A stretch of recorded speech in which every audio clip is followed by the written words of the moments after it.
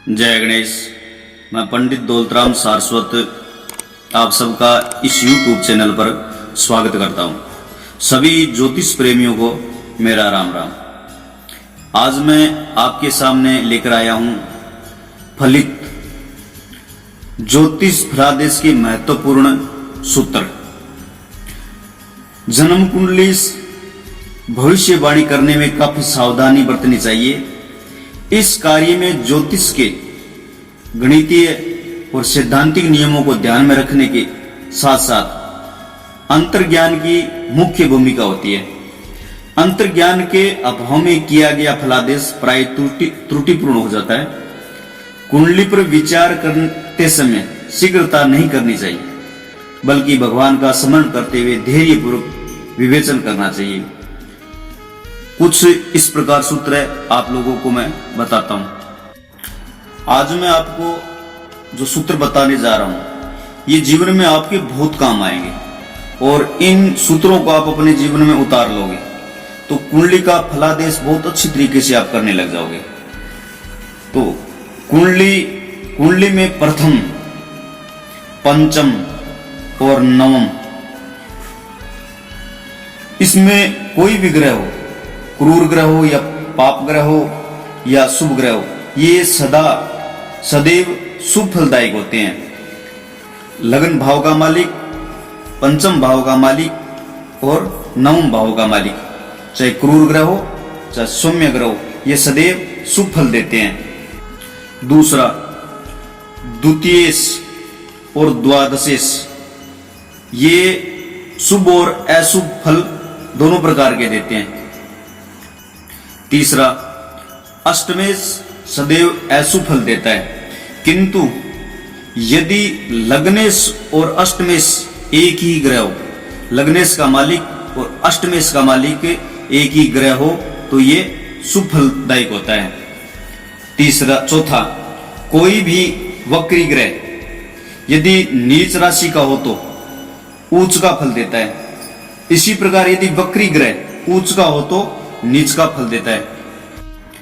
अगला सूत्र, केंद्र भाव में, चारों केंद्रों में राहु और केतु किसी भाव में बैठे हो, केंद्र भाव में बैठे हो और त्रिकोण का साथ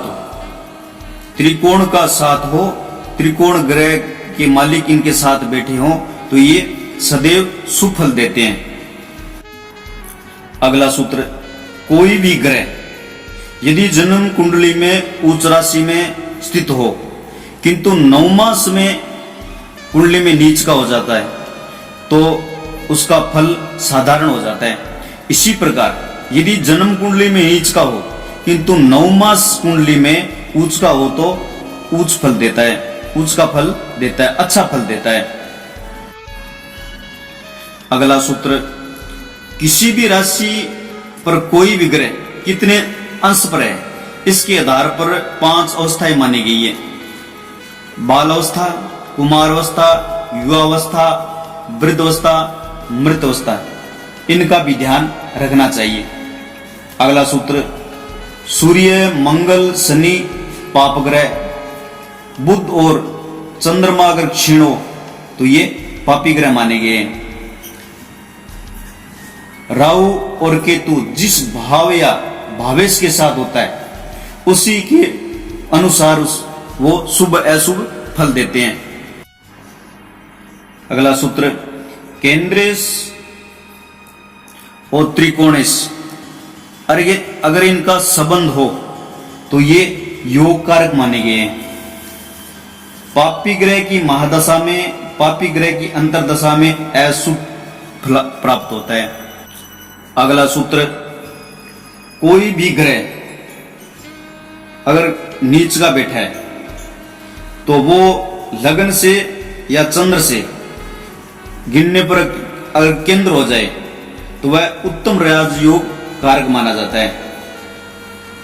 आगे, त्रिक भावों में षष्टम, अष्टम और द्वादश, षष्टम भाव का मालिक, अष्टम भाव का मालिक और द्वादश भाव का मालिक, इनका अगर आपस में संबंध हो जाए या एक दूसरे के स्थान पर बैठे हुए हैं तो विपरीत राजयोग बनता है। सामान्य ये ग्रह अशुभ फलदायी होते हैं। अगर ये किसी भाव में बैठ जाए तो ये अशुभ फलदायी होते हैं। अगर इनका आपस में संबंध हो जाए तो ये विपरीत राजयोग का निर्माण करते हैं। इस प्रकार और भी सूत्र है, वो मैं आगे वाले वीडियो में बताऊंगा।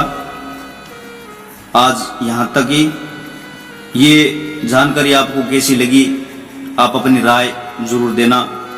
और इस चैनल को अभी तक आपने सब्सक्राइब नहीं किया है तो कर लेवें, और जिसने कर रखा है उनको बहुत बहुत धन्यवाद। और इस जानकारी को इन जानकारी से संबंधित आप अपनी राय जरूर व्यक्त करना, और इस वीडियो को आप ज़्यादा से ज़्यादा शेयर करना, लाइक करना।